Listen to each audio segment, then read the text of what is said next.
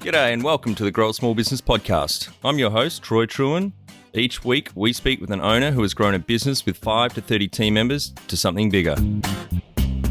Diving into their numbers and unearthing the pain they've experienced, we explore what they did to overcome each barrier and what they would do differently from day one.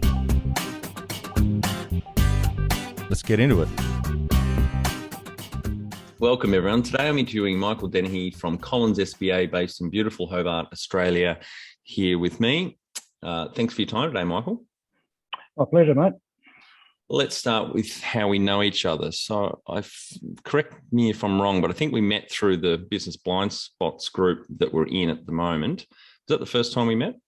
I think it was actually by Rob Cameron. Rob, who I work with at Collins SBA, introduced us probably nearly a couple of years ago now, which sort of led to Business Blind Spots and obviously different interactions in between. Yeah, many beers over our monthly meetups. Business commonality.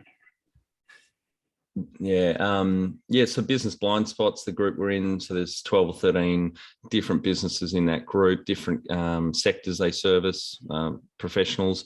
And we write a lot of content and articles out there on LinkedIn and Facebook and our soon-to-be launched website. So that's great. And we were able to help some business owners around Tasmania with that advice and refer, good professionals onto other businesses. Yeah, it's been good. Tell our audience a bit about your business, what it does and how it makes money. So I'm with Collins SBA, but I'll just go back on my sort of business journey. So that started out in 1996 when a former partner of mine, Danny Rands, and I started the BDO office in Hobart. We left a business called Horworth, who I worked with Danny as his manager. We were just going in different directions as far as our approach and our planning, and came to me one day and said, how about we do this by ourselves, which I jumped at the opportunity. He offered me 10% with no ingoing, and away we went from there. And we were pretty successful, and so much so KPMG approached us in 2000, and we merged our business with them 1st of July 2000 when GST started. And unfortunately, that didn't quite work out. More around our client base didn't suit KPMG, unfortunately. And we left in late 2002. And Danny and I set up the PKF office in Hobart, which Danny still operates. That's Panel Kerr Foster. They're one of the second-tier accounting firms here. They're international? Yes. And the first firm that you jumped from, BDO, they're also a big second-tier accounting firm, aren't they? Correct, yes. Yep. And they both still exist in Hobart. And from there, Danny and I sort of, I guess, started to develop different philosophies, and I guess our relationship just grew apart in an amicable sense. And I got an opportunity to join a business called Capital 3 back in 2007 or thereabouts. And that was a business that had different service offerings, and my contribution was to start the accounting and tax part of the business. We had consulting, we had financial planning, we had finance broking. That was going back in the days through the Wizard franchises. And sorry, you were a business owner in this, weren't you? Yep. Correct. Yeah. Yep. And we even had marketing and branding, who Raz Haroon, who's part of Business Blind Spots you mentioned before, was part of that when I first met Raz, who's got Glue Advertising now. So that was back in 2007. Unfortunately, we were highly leveraged, and the GFC hit, and in the end we all went our separate ways. I maintained Capital 3 accounting, so I ran that by myself for probably 4 or 5 years, until 2013, when I joined with Collins SBA, and that was principally around one, for me, succession planning; two, allowing me to do the business advisory work that I now do full time. Is it true? I think Rob told me that, or you may have told me that when you merged in with Collins, you said to Jono and Andrew on one condition, and that's I'm not doing tax anymore or accounting. Correct. That's it. You've got a real passion for the advisory side of things. Yes. And I started to build that from Capital 3, and I got to, I guess, a point where I couldn't do both. And as you say, that was my passion and still is. I love it. And Collins SBA, that's what I do along with Rob Cameron. Yeah, great.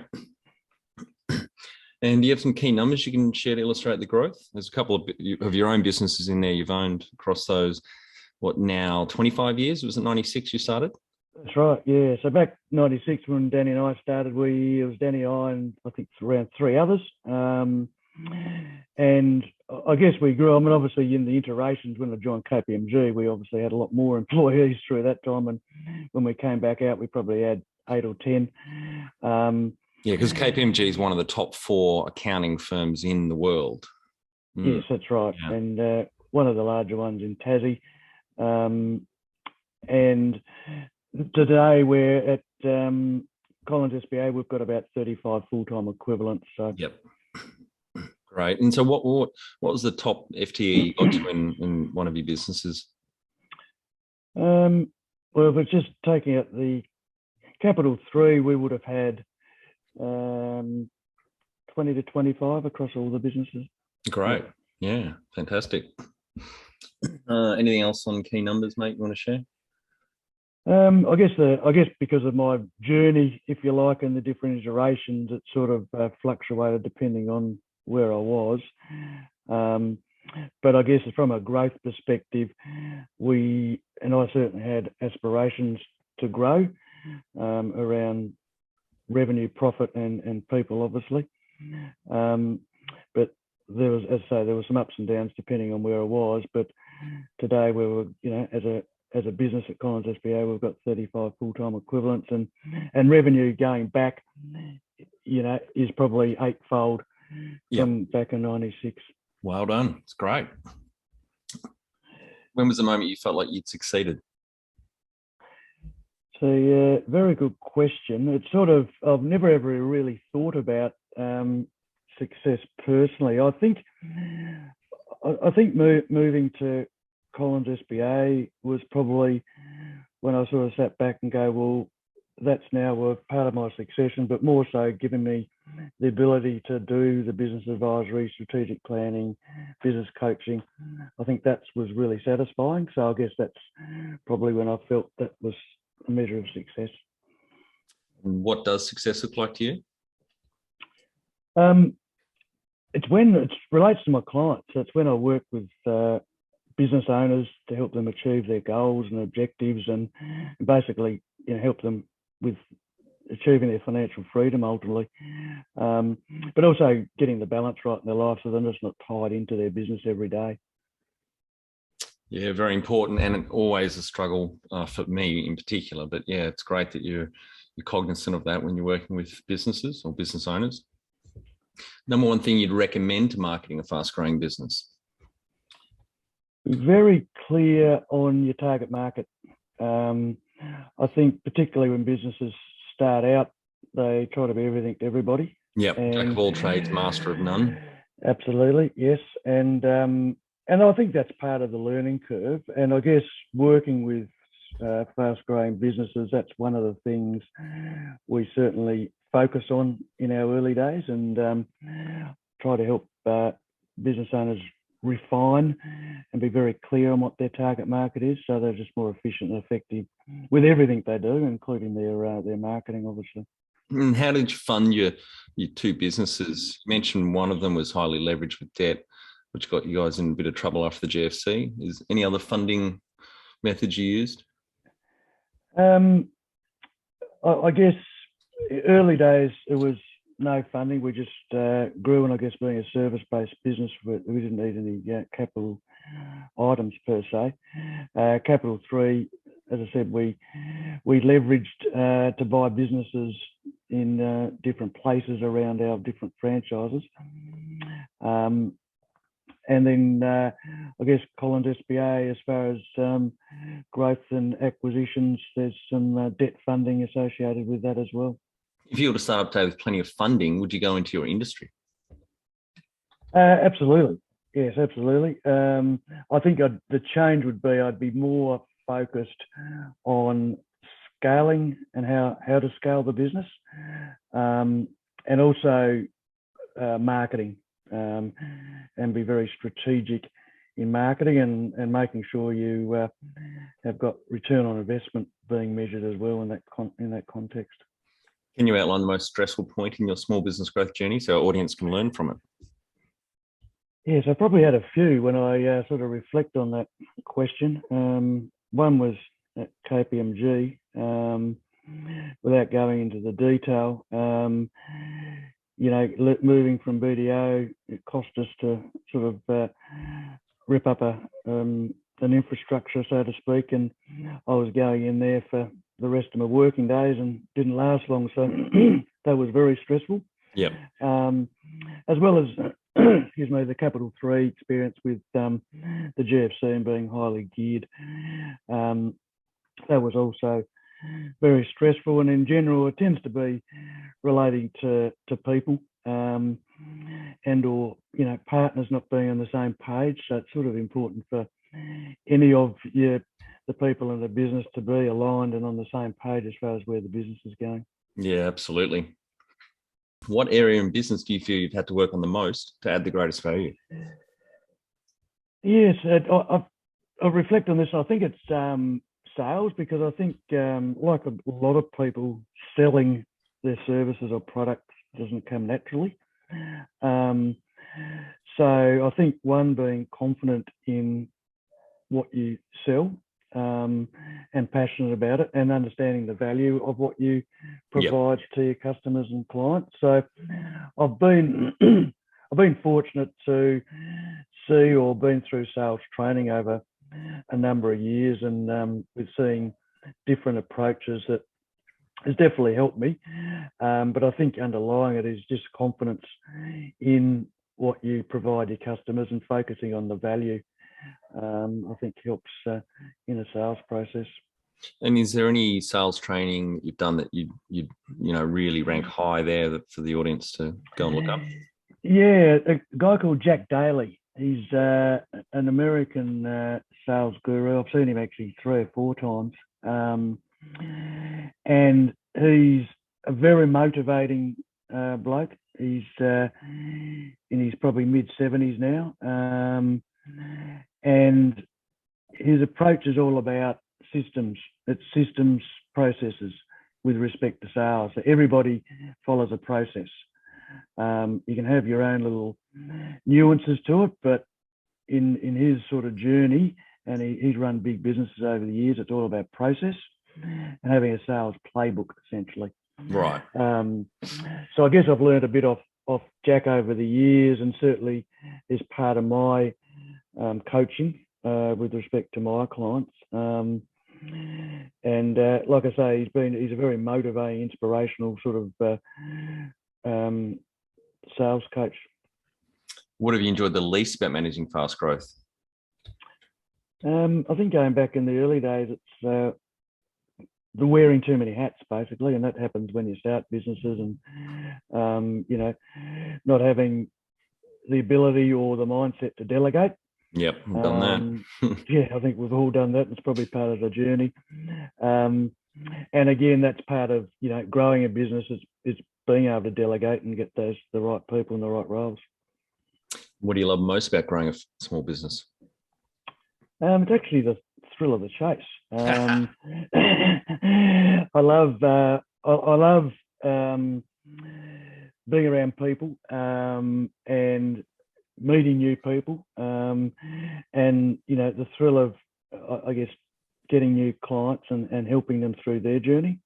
That sort of gets me up out of bed every morning, and then, as I say, being able to be with business owners on their journey and help them achieve their goals. What has been the biggest mindset shift for you in your small business growth journey? I think it's around that delegation piece. So it comes back to, again, getting the right people, the right roles, making sure they're accountable. And the accountability piece is sometimes challenging for people, and I sort of went through that. But if you can get those three aspects in place, then the ability to delegate is a lot easier, and it's underpinned by trust at the end of the day, being able to have trust around your people and vice versa. What is the number one habit you think a small business owner needs to develop and maintain? Spending time working on the business, and I guess that's part of my coaching role, is to keep business owners accountable to working on the business, which comes down to one, discipline around spending that time on a weekly, on a regular basis, and in a place and a time which works best for the business owner.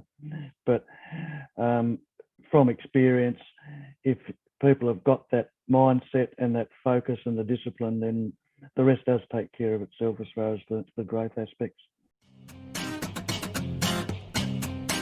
Find it hard to define a clear strategy, then communicate it and execute it alongside the rest of your team?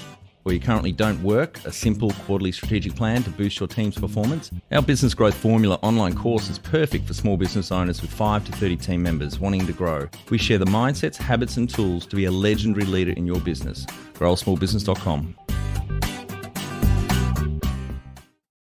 Can you talk to how you've added people to the team, some wins, mistakes and advice for those listening?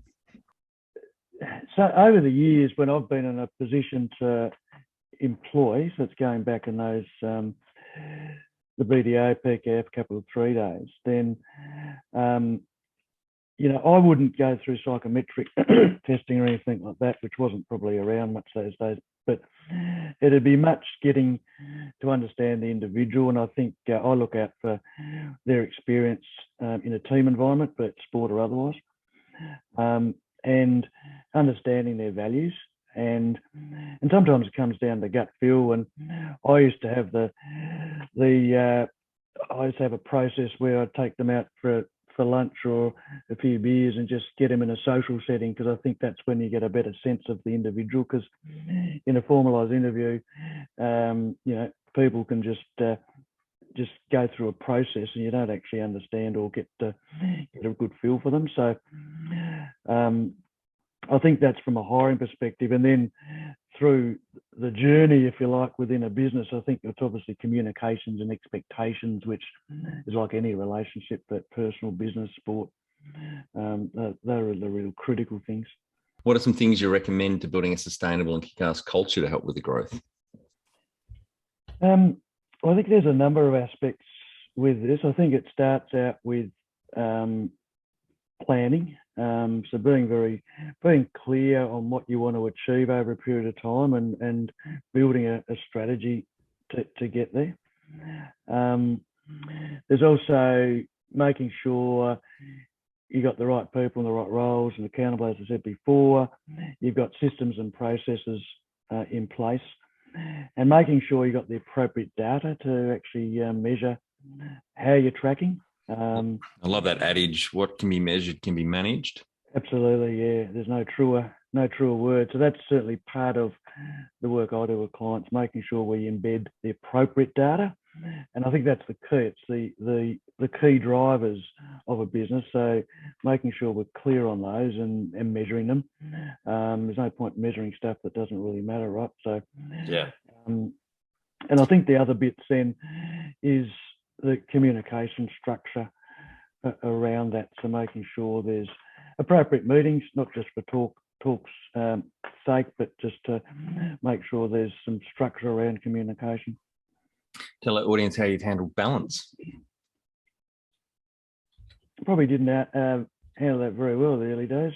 My wife would attest to that, but I'm probably gone to the other extreme now. So I think it comes down to one, discipline. I mean, I learnt many years ago that you diarise your personal time in your diary. That's a starting point. You're still going to need the discipline to stick to it. But I always have treated time to go to the gym or my bike riding, which is my couple of passions, as a client. And it'd be only by exceptions that you sort of don't do that, because as you and I appreciate in working with businesses, it's all very easy to sort of put that aside, and that comes back to that discipline piece. Yeah, but you get it back in spades. You've got more energy, you're more creative. Yeah, it's hard to do. I mean, I still struggle with it because I love what I do, but you've got to have those structures and, as you said, the discipline to do it. Absolutely, I think, and too, if you fit in body and mind, then I think the ability to lead people is so much more enhanced as well. Yeah, definitely. How much professional development have you invested in yourself over time? Yeah, a fair bit. I guess of more recent times, it's probably pre-COVID. I was going to 2 or 3 events in the mainland, and typically run by the growth faculty, which bring many good speakers to Australia. And I've been fortunate to see Simon Sinek, Jim Collins, Patrick Lencioni, some, I guess, great business people that I use a lot of their philosophies in what I do. But in more recent times, it's more like podcasts, like a great podcast like yours, mate, and others, and books. I love reading. I don't love reading, but I do read business books. Again, that's for me is important. And virtual presentations are more the events that you go to these days. Yeah. Have you had mentors or coaches along the way? Yes, I had a guy called Phil Richardson, who used to work for Action Coaches. So this is back when I had started the Capital 3 accounting by myself, and identified it was lonely. I had no one, no partners to sort of talk to. So I can't remember how I came across Phil. I actually played cricket with Phil 35 years ago. Phil lives in Melbourne, but so anyway, I appointed Phil for 12 months, and it was the best thing I've ever done, I'd say, if I go back over my business journey. And it wasn't because he challenged your thinking and ego, I guess. Absolutely, yeah, absolutely, and just a sounding board. And it was more the planning piece, and so we worked together for 12 months, and like I said, that was I think a real catalyst for moving forward. And it was, as I said, probably one of the best things I've ever done in running my own business. As far as mentors, I've had little or none formally, but talked to lots of people. I've had a guy more recently, last 3 or 4 years, where, again, very informally, we catch up now and then, and just, and someone I can lean on if ever need to. But I think in general, it's very important for business owners to have coaches and mentors along the way. And I think if you're going to want to grow and succeed, it's nearly one of the key attributes. No, I totally agree. I wish I had a strong mentor, or any mentor really, at the start. It would have saved me a shit ton of mistakes and money. Yeah. And you have a board of directors at the moment. How often do you meet, and do you have a chair on that board? Yeah, so Collins SBA, we've got 3 directors who are all shareholders. And of those, a managing director. We actually appointed a chair for the first time back in February, so that was a real big step for a business like ours. But we've got reasonably aggressive growth aspirations, and we felt that was appropriate to now take our next step, having a chair board, someone external, where there's a bit more accountability to the board and across the business. Yeah, as you know, I sit on 5 boards, chair 3 of those, which I really revel and love that role. But yeah, it's having someone independent, because they can, stand in the forest and they can actually see the trees, whereas those people working in the business and so consume particularly fast growth, they miss some obvious things. Yeah, no, absolutely.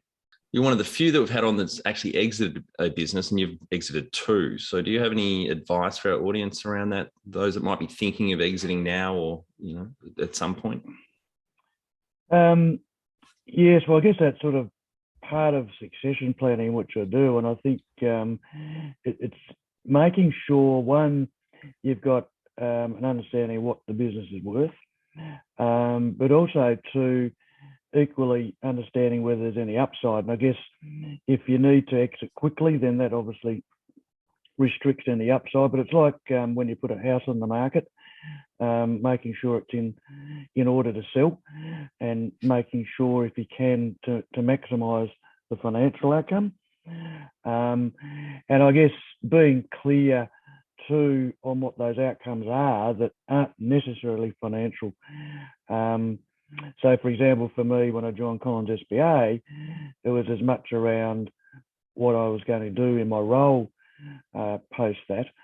And I think it's a very important thing to consider, because I've seen too many people exit their business and not be clear on what's next. Yep. And making sure you've still got a purpose, and that's been a purpose in business or a purpose in life. Because unfortunately, as I've actually seen and aware of people in business that have had mental health issues as a result of not being clear on having a purpose post-exit. Yeah, I've seen that as well. I've heard stories, not people so much. They may have been business owners, but those with careers, in the 80s, they were work was such a big part of their identity that, for months, if not years, they'd still have to put the suit on, drive around the block, come home, and then, get in their casual gear. It was just something that was so ingrained in them. And everyone's different, but I think that's sort of leading into an exit, having sometimes those hobbies or whatever it looks like. But when the flip side, I know people that, exit their business, but they've planned what they're going to do. So, they're very busy and they've got purpose. So I think that's probably one of the key things, actually, is other than the financial outcomes for people exiting, it's really being clear on what's next. Yeah. That purpose. I had my dad on the podcast, as I think I've mentioned. He's the only one that wouldn't let me swear because he wanted the grandkids to hear it. But I think Dad had suffered from that a little bit, in the sense that when he retired, air quotes, soon after, he just started buying, small businesses to turn them around and grow them up. That was kind of his hobby until he found other passions, like he's right into cycling now. He has been for 10 or 15 years, thanks to my younger brother getting into that sport. Yep, that's good. Right, Mike, I wanted our final 5 questions. What do you think is the hardest thing in growing a small business?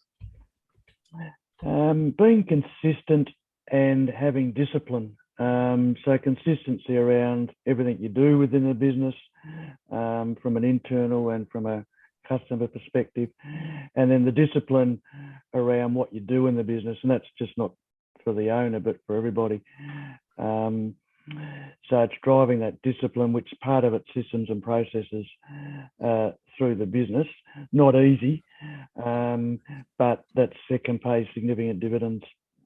On consistency, I'll read out one of my favourite quotes, which I have on a picture frame here on my desk. The secret of success is constancy of purpose. It's Benjamin Disraeli, who was one of the prime ministers of Britain. Yep, that's spot on. Favourite business book which has helped you the most? I've actually got a few, and I use, I guess, extract from their approaches and philosophies. There's a business called Traction. Can't remember the author. Blue Ocean Strategy. Patrick Lencioni, and Jim Collins, Good to Great, and the other books. Are probably the four really good ones that I read regularly business books, but they tend to be the ones that have helped me in the work I do with business owners. But like anything, you're always picking up bits and pieces from anything you read and the podcast and listen. Yeah, I haven't read Blue Ocean Strategy yet, but it's on my list. I've heard that is a great book. Yeah. Yep. Any great podcasts or online learning tools you use for your own professional development? Well, obviously yours, mate. I regularly listen to yours. I actually love Mark Burris as well. I think he almost swears more than me. Well, I reckon he does. He's not scared of the F-bomb. Another good one is How I Built This with Guy Raz. He's an American guy, but he interviews some good people around business growth. And Patrick Lencioni's got a good podcast as well. I know you're an avid listener of this podcast, and I think you were the one that asked me to slow down because when I went to 2 episodes a week, you couldn't keep up. Yep. You can only do so much, right? Yeah. The one tool you'd recommend to help grow a small business? I think it's not necessarily a tool, but I think coming back to a coach and a mentor and or both. I think that's really, really critical. And like any in sport or in business, a coach is so important. There's not many sports people that don't have a coach. So, I just find it's interesting in business. It's the complete opposite. So it's obviously finding the right person or persons, but it can make a significant difference. Finally, my favourite question: what would you tell yourself on day one of starting out? Well, I'm going to sort of recite sort of what I talk to my clients about. So essentially, it's having a plan, a strategy, sort of trying to be clear on what you want to achieve and by when. Like I say, having coaches and mentors,